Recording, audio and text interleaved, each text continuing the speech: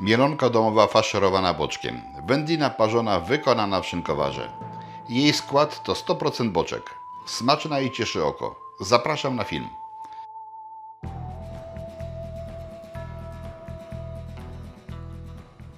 Witam Was serdecznie w mojej kuchni. Nietypowa pora, bo dzienna. Ja zwykle wieczorami pracuję. Ale mój ulubiony temat, czyli szynkowar. Ulubiony przyrząd do wykonywania domowych wyrobów. Ze składników mam boczek i mam go tu trochę za dużo, bo jest 1,4 kg. Chudy boczek, ale najprawdopodobniej więcej niż 1-2 do szynkowara mi nie wejdzie. I tak będzie to dużo, jak tyle wejdzie. Zresztą się wykorzysta, nie zmarnuje się na pewno. I mam tutaj 2 łyżeczki ostrej wędzonej papryki, 1 łyżeczkę mielonego czosnku i sól peklująca i sól zwykła pół na pół po 17 gramów na kilogram. Ja to teraz wykroję z tego takie 3 kawałeczki, zobaczycie zresztą co i jak. Resztę zmielę na drobnym oczku na 4 i po wymieszaniu z przyprawami, po uformowaniu tego, co chcę uformować i włożeniu do szynkowara, zostawię to na kilka godzin, a w godzinach późniejszych wykonam obróbkę termiczną. To już Wam pokażę. Biorę się za robotę, bo gadania wystarczy. Boczek oczywiście wcześniej trzeba oczyścić z tych grubszych błonek, które się czasami na nim zdarzają. Najpierw wyszukuję miejsca, skąd wykroję te wcześniej wspomniane 3 większe kawałki.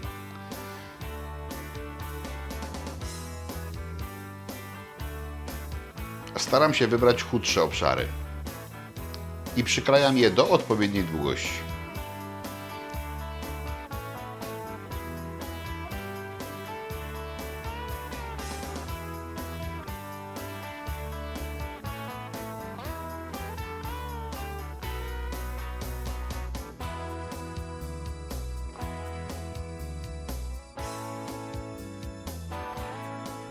Resztę boczku kroję na kawałki, które wejdą do maszynki do mięsa i mielę przez sitko 4 mm.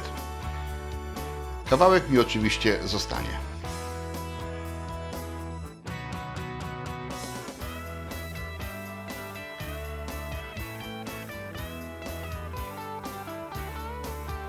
Teraz mieszam przyprawy ze sobą i obtaczam w nich wykrojone kawałki boczku.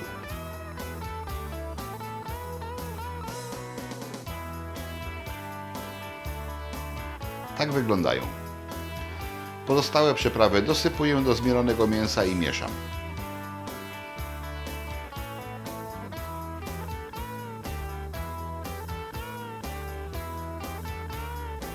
Następnie biorę część mięsa i przygotowuję ją w taki sposób, by można w nią było zawinąć jeden z tych kawałków boczku.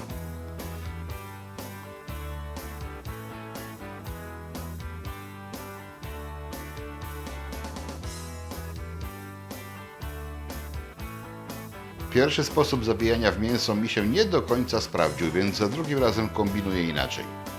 I tak jest lepiej.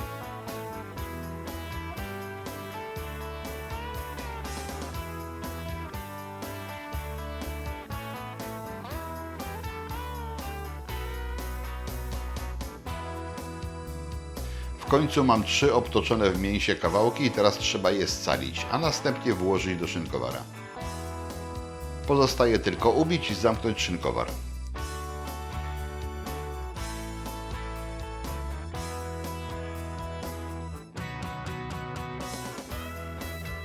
Wstawiam go na kilka godzin do lodówki. Po tym czasie obróbka termiczna. Wlałem wodę do płaszcza wodnego, zakładam kołnierz, instaluję termometr do pomiaru wody w płaszczu, a następnie wstawiam szynkowar.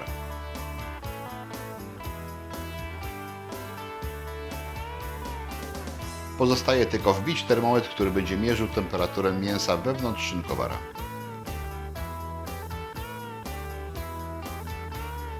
Uruchamiam kuchenkę i grzeję wodę, utrzymując ją w zakresie 75-85 stopni. Reguluję mocą kuchenki.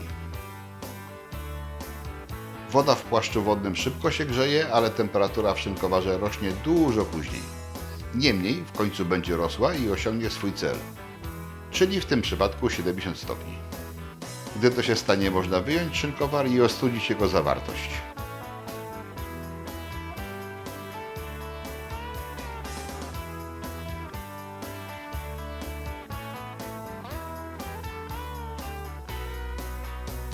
Ja po prostu wystawiłem go do chłodnego przedsionka, a potem przyniosłem do lodówki. Dzień następny. Zrobię sobie z tego śniadanie. Ależ się to opiera.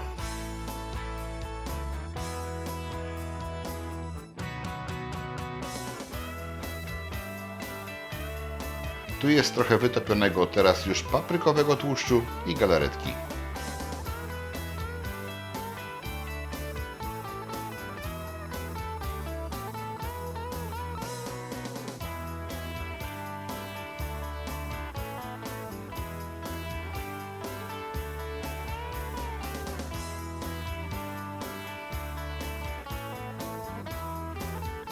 Trochę jej jest także na powierzchni wyrobu. Pozostaje już tylko pokroić i zobaczyć, jak wygląda w środku.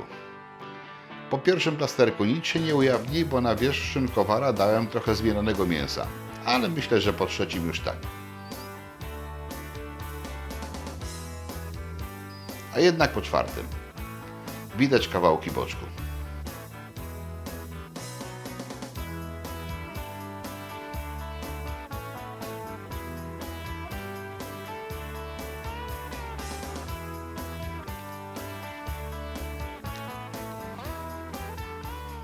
Miam.